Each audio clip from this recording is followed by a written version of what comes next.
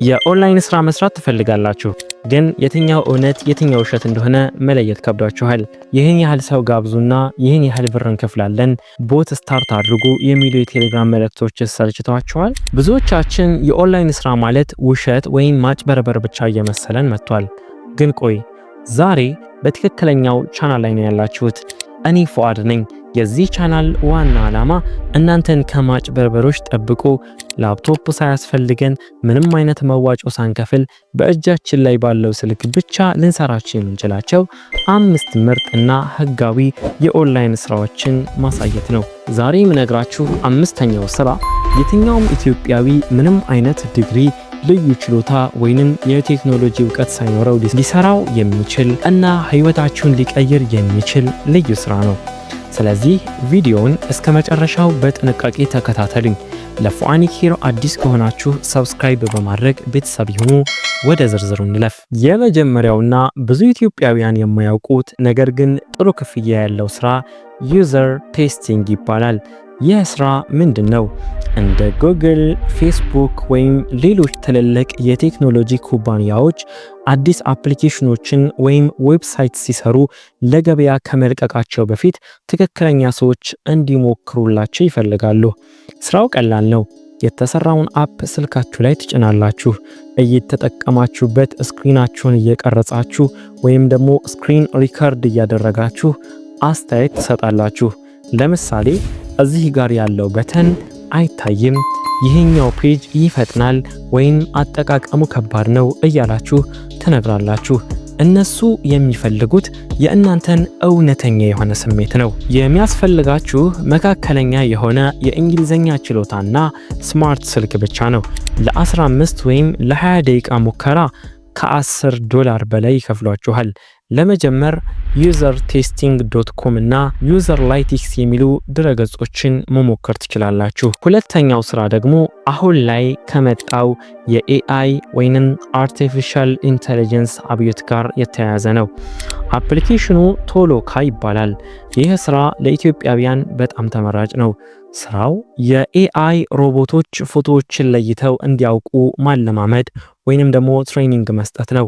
ውስብስብ አይደለም።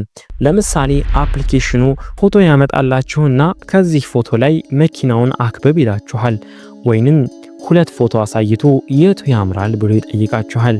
አንዳንድ ጊዜ ደግሞ የተጻፉ ጽሑፎች ትክክል መሆናቸውን ማረጋገጥ ሊሆን ይችላል።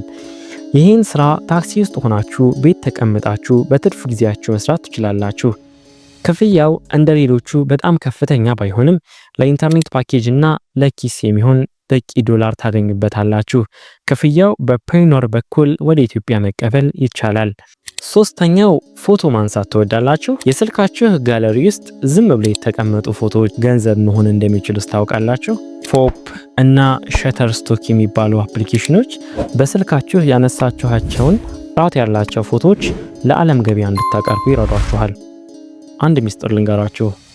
የኛ ሀገር ባህል፣ አለባበስ፣ የቡና አፈላል እና ተፈጥሮ በውጭ ሀገር ገዢዎች ዘንድ በጣም ተፈላጊ ነው።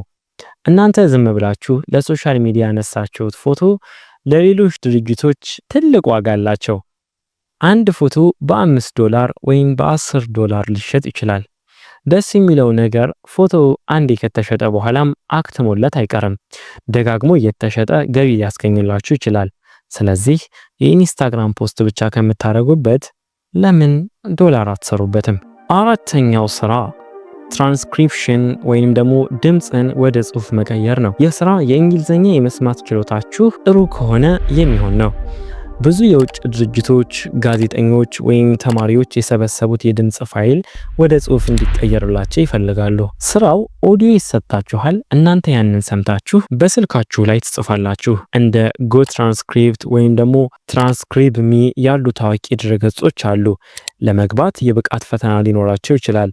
ፈተናውን ካለፋችሁ ግን በደቂቃ ሂሳብ ዶላር ይቆርጥላችኋል። እንግሊዝኛችሁን እያሻሻላችሁ ገንዘብ የምትሰሩበት ምርጥ መንገድ ነው። አሁን ወደ ተነጋገርንበት ወደ 5ኛውና በግሌ ለማንኛውም ኢትዮጵያዊ ወደ መመክረው ዋና ስራ መጣን። ይህ ስራ ምንም አይነት ዲግሪ፣ ምንም አይነት ሰርቲፊኬት ወይንም የቴክኖሎጂ ዕውቀት አይጠይቅም። የሚያስፈልገው አንድ ነገር ብቻ ነው። እሱም አማርኛ መቻል ነው።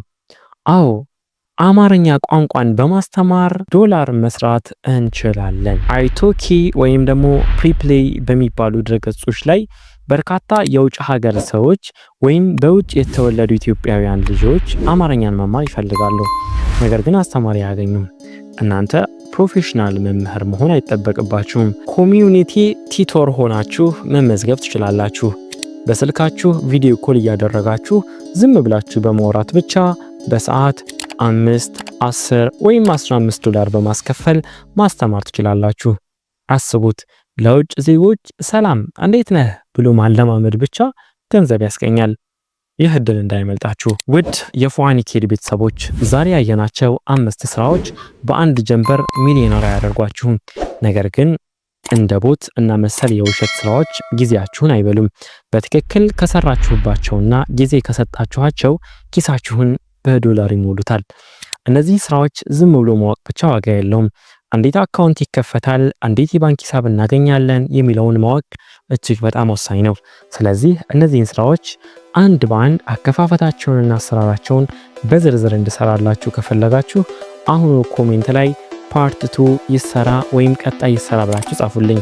ብዙ ሰው ከጠየቀኝ የሁሉም ዝርዝር ቪዲዮ ይለቀቃል። ለወደፊቱም እንደዚህ አይነት እውነተኛና ታማኝ መረጃዎችን ብቻ ለማግኘት ፉአን አካዳሚን ሰብስክራይብ በማድረግ እንዳትረሱ። ቪዲዮውን ላይክ አድርጉ፣ ለጓደኞቻችሁም ሼር አድርጉላቸው። በቀጣይ ቪዲዮ እስክንገናኝ ማሰላም።